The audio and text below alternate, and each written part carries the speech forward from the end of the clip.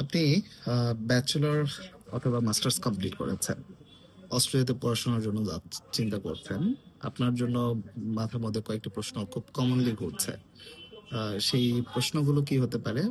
যে Australia government এবং বাংলাদেশ গভর্নমেন্টের মধ্যে কোনো কোলাবোরেশন আছে কিনা, মানে গভর্নমেন্ট স্কলারশিপ প্রোভাইড করছে কিনা, নাম্বার ওয়ান।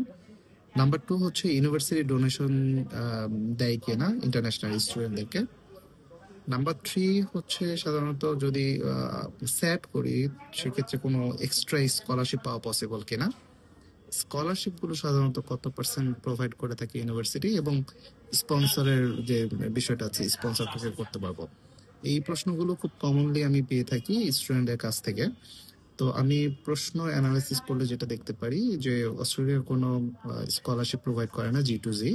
ডোনেশন সাধারণত আমরা পাই না, এবং স্যাট বা আইএলস করলে দেখা যাচ্ছে যে স্যাট বা আইএলস এর জন্য এক্সট্রা কোনো স্কলারশিপ ওভাবে থাকে না। কিছু কিছু ইউনিভার্সিটি আছে 5% পর্যন্ত স্কলারশিপ দেয়, তবে মোস্টলি স্কলারশিপ ডিপেন্ড করে হচ্ছে ইন্টারন্যাশনাল যে স্কলারশিপ আছে সেই স্কলারশিপের উপরে। এটা ডিপেন্ড করে আপ টু 30% পর্যন্ত নর্মালি ইউনিভার্সিটিগুলো দেয় এবং আমাদের স্টুডেন্টগুলো পায়। আর স্পন্সরশিপের যে বিষয়টা আসতেছে, স্পন্সরশিপ মূলত আপনি আপনার ফার্স্ট ব্লাড রিলেটেড যে কাউকে করতে পারেন, বাট আমার রিকমেন্ডেড হচ্ছে যে আপনি আপনার প্যারেন্টসকে স্পন্সরশিপ হিসেবে দেখাতে পারেন। এই প্রশ্নগুলো আমার মোস্টলি আমি ফেস করেছি, বা কমনলি কোশ্চেনগুলো অ্যারাইজেস হয়েছে। আপনার কোনো কোশ্চেন থাকলে আপনি আমাকে জানাতে পারেন যে এই কোশ্চেন নিয়ে আপনি ভাবছেন। Thank you.